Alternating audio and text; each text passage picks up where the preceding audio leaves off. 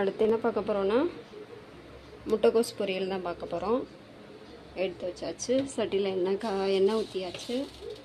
அடுத்து கடுகு போட்டுக்கிடுவோம். கடுகு போட்டுட்டு பாருங்கள்,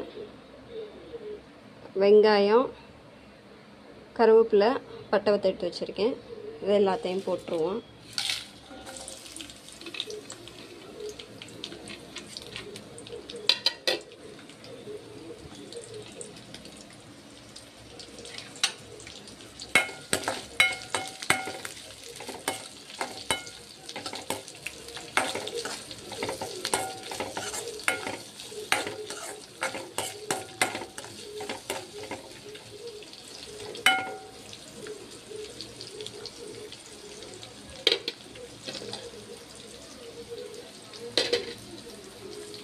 இப்போ நம்ம முட்டைக்கோஸ் அள்ளி போட்டுருவோம்.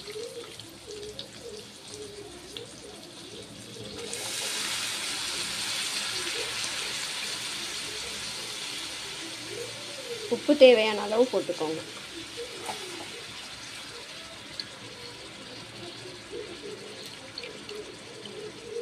உங்களுக்கு வத்த குழம்பும் முட்டைக்கோஸும் ரெடியானதும் உங்களுக்கு வீடியோ போடுறேன்.